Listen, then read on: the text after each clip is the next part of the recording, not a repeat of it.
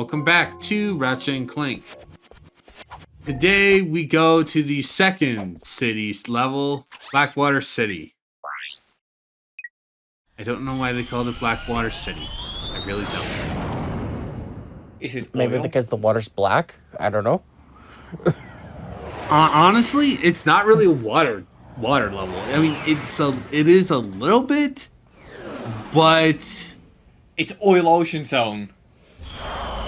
no, Oil Ocean Damn it, Edgy.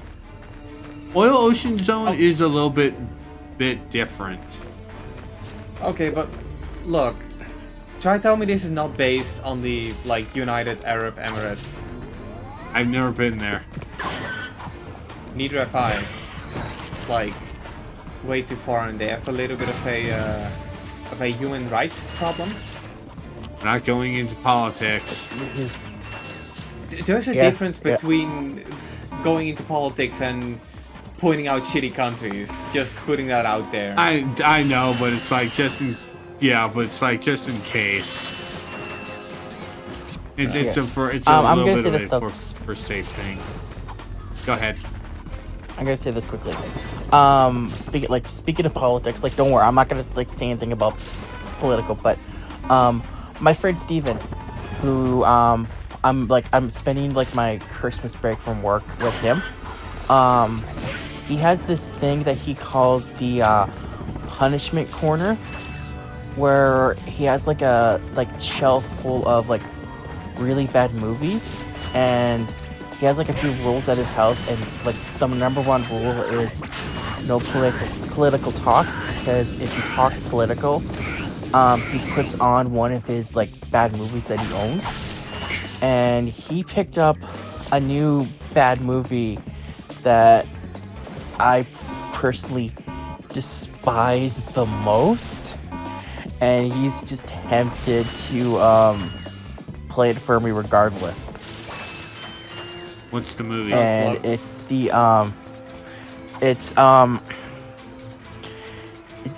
generation of MLP before Friendship is Magic. Oh, okay. Right. I will say though, for a moment I thought you were about to say my friend Steven is going into politics. I was actually thinking that exact same thing. I was thinking that exact same thing.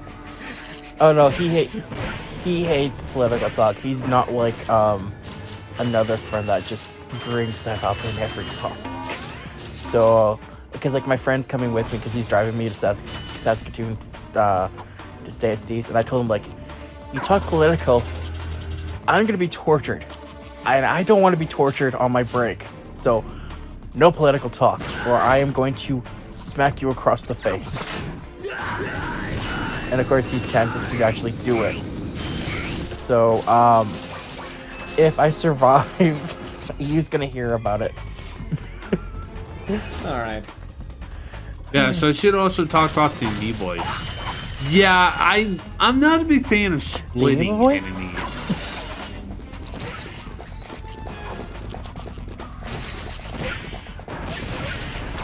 Yeah, I'm kind of with you on that.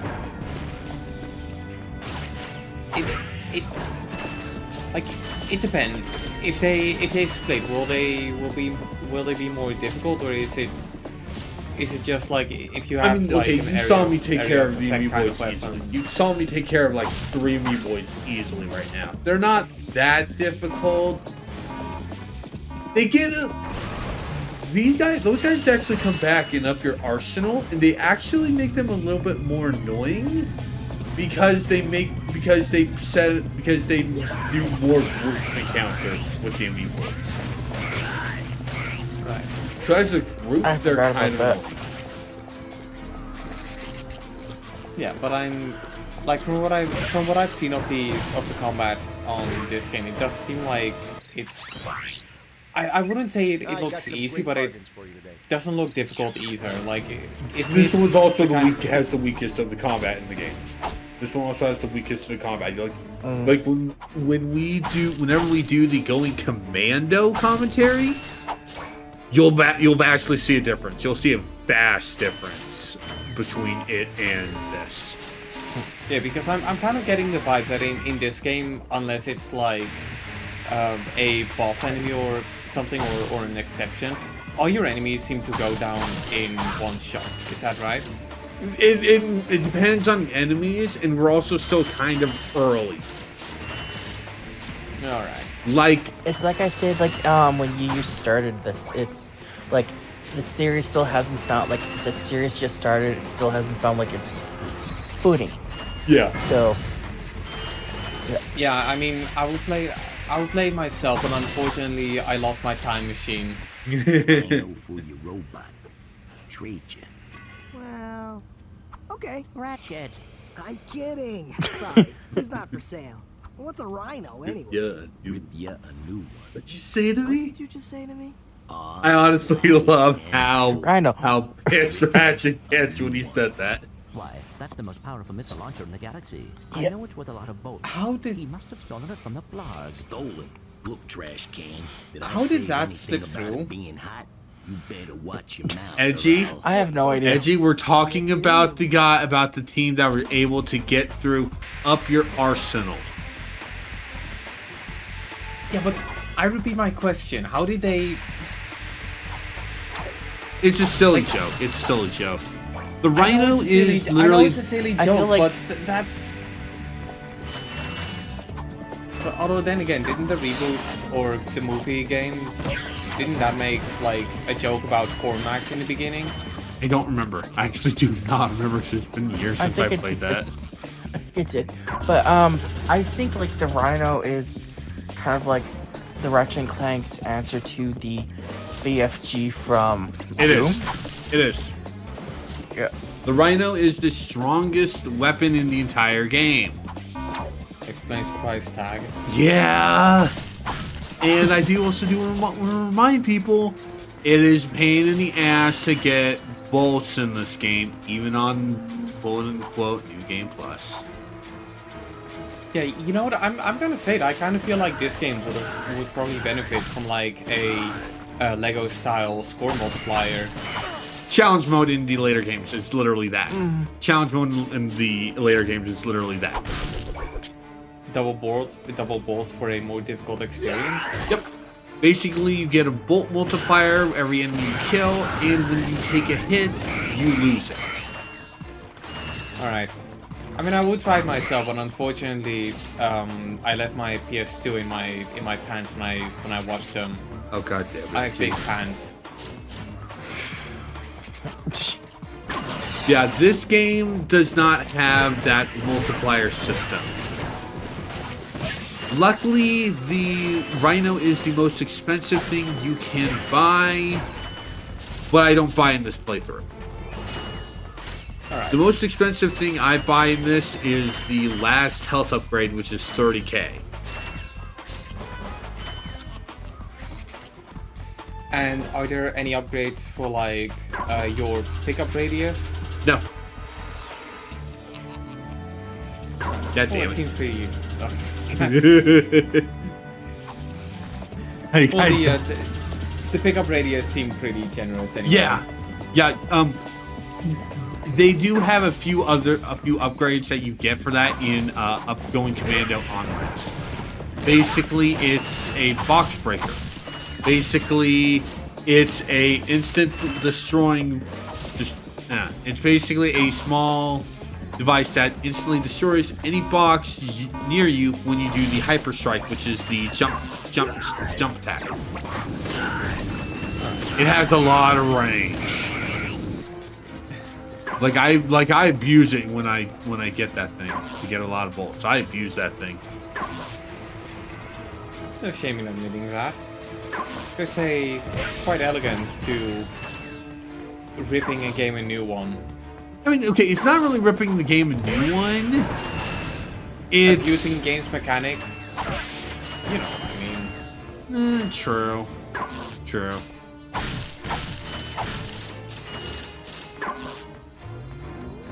Yeah. There is a gold bolt in this area, and we do go and grab it, though.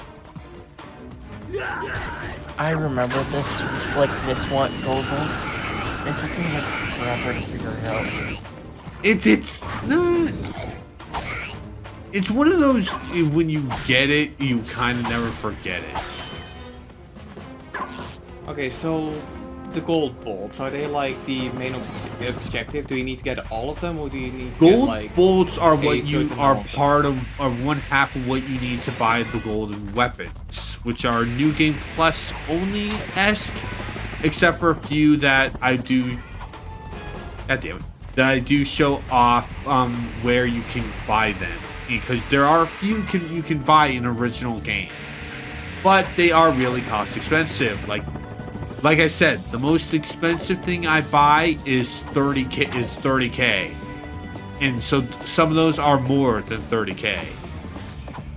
Okay, I'm looking at this and I really feel like they should have had like a Assassin's Creed style kind of mechanic to it. What do you mean? Auto balancing. No, it's not that bad. It looks bad. I mean, okay, at least it wasn't like in those 2 times in Ape Escape where they had me do that over a bottomless cliff. Because I could fall and be totally fine with those. I hate when that type of thing is done, and I'm above a bottomless cliff. I hate that. Yeah, but then you have to realize that Ape Escape was like 5 years before this game. Sure.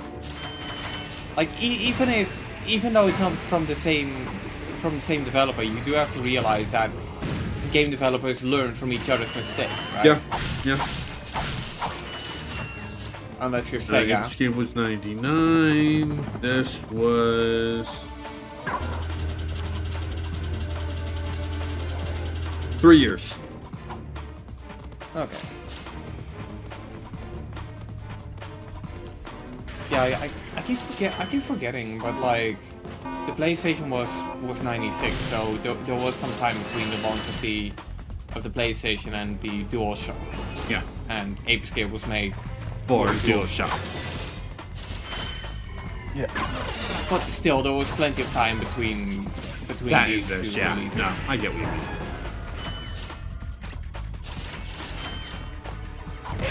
Over there is where the other mission is.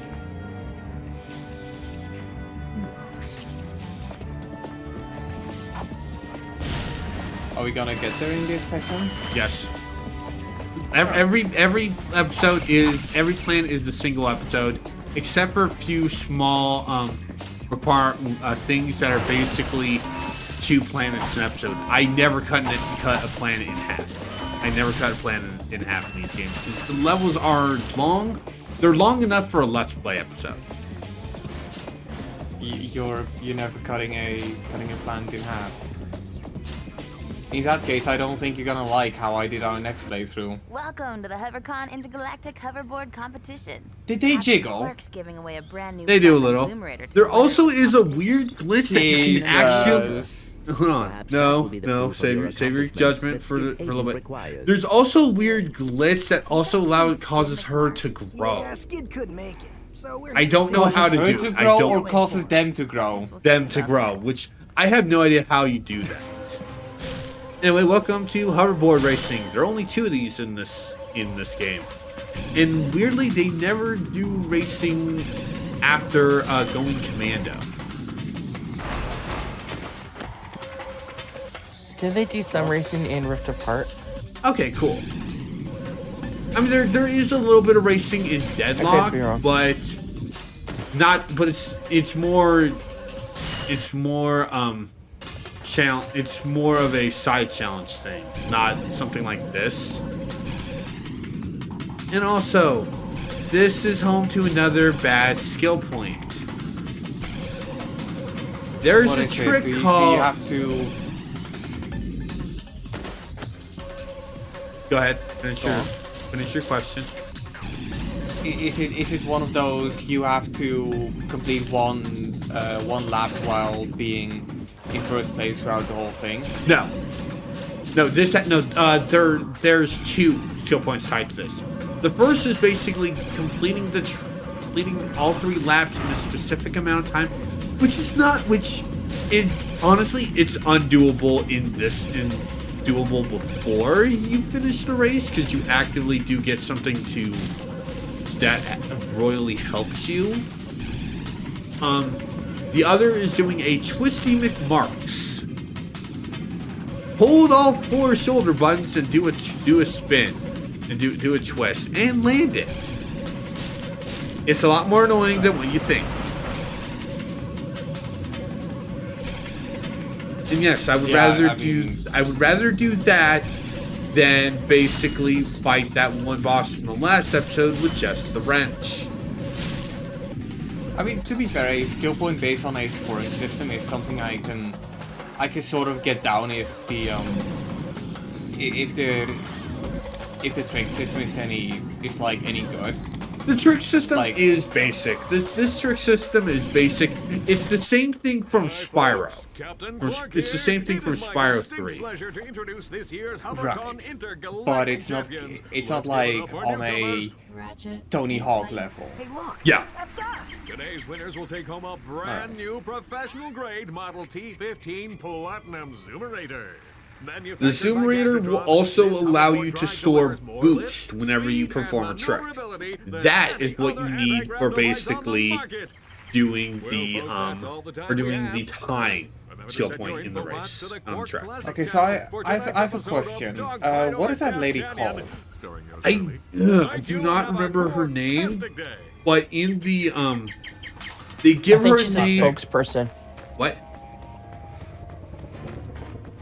I think she's a spokesperson.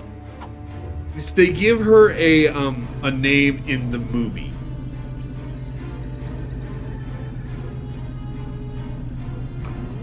Oh, I know who you're talking about now. I can't think of it. My mind is just... Oy, I need more coffee.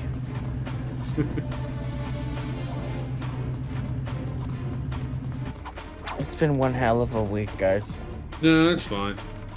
Don't need to get me started. Our machine that we used to make buttons, both machines were jammed. Like someone screwed them up. In the original, in this version of the game, her name is just Hoverboard Girl, while in the movie continuity, her name is Starline.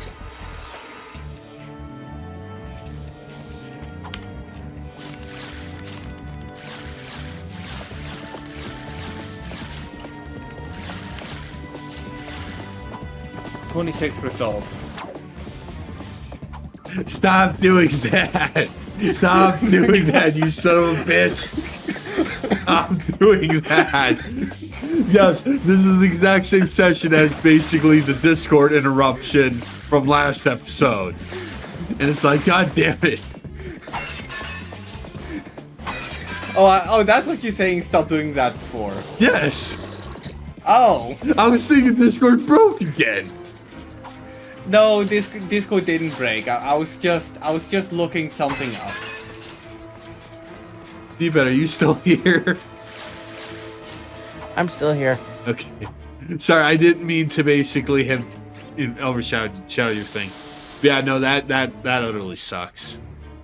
About the machines. Yeah, being thankfully our handyman, he fixed them today. That's and good. So starting next Monday, guess who's on button duty again? At least the machines are fixed. Yeah, well, Yeah, that gives you I was 1 supposed to have point someone- above McDonald's. Well, I was supposed to have someone that was supposed to help me, but then just all of a sudden, yeah, they're like everyone else. They don't want to do buttons because they just find it boring. Yeah, it's like you need to suck And up. we have our contracts. Like we have to get them done before a certain day. Otherwise, we don't get paid. Yeah. If you're assigned to do a job, you need to do your job. Yeah. And yes, this Luckily part for you me, I are have being another coworker that being likes to chased. do it. You are being chased by the water. Oh, interesting. I forgot about that. How did this run on the PS2? This actually ran pretty well.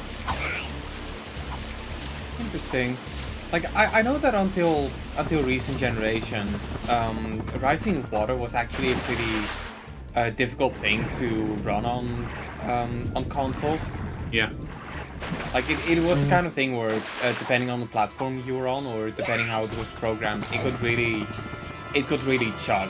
I mean, hell, even nowadays we have something like that. I recall the Switch version of Bayonetta 2. There are some sections where the water is rising, and that too would basically chug. I think what helps with this is how narrow the area is. Probably. Like, I mean, say what you will about Insomniac, but they know a lot about the consoles they're working with. Yeah. Like, that is something you can tell them for the, like, from PS1 to PS5. Like, I still feel like one of the greatest things of the Insomniac titles on PS5 is how they have one benefit that a lot of PS5 games don't, and that is that if you're playing on a 120 Hz TV or display, so one that is capable of putting out 120 frames per second instead of 60. The Insomniac games I'm talking about, so like the Spider-Man Remastered and Miles Morales and Ratchet & Clank Rift Apart, they don't reach 120 FPS, so performance mode is still 60. But if you put them in infidelity mode, usually they like on a traditional 60 Hz display, they will be 30 FPS. But if you're on a 120 Hz display, they actually play at 40 FPS, which is something that that looks weird on 60, but not on 120, because 40 is a third of 120. That's kind of how numbers work. Interesting.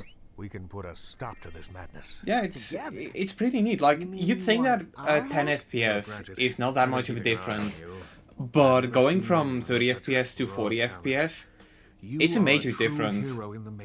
Really? You mean Also, should go on record. We do have to backtrack to that area later, by the way. The area that we were just running through. There's the gold bolt in the area where the water's raised. I also should mention this too. After that segment, anytime you return to the planet, the water's still filled. That path is still filled with water. Now is your opportunity to see if you. And no, you cannot get the gold bolt that's in that path and still make it through. You cannot. Can you quickly quit? Oh, just make your way through the defenses to the. You need the O2 helmet. I also love that Quark gets tongue-tied during that. I do wonder if that was actually his voice actor getting tongue-tied, or if they actually did that. I mean, that's one thing that I do always love, when, like, some blunders still make it into the final release. Like, whether it's intentional or unintentional, We won't fail you, sir. We promise. It's something I always find hilarious. I agree. Yeah, it's really weird that these two areas connect, because there's a taxi on both areas. Right. I mean, granted, it does help you get back to the main area, to the area with your ship, once you complete one thing, so like that understands. But once you complete both missions, it's really weird.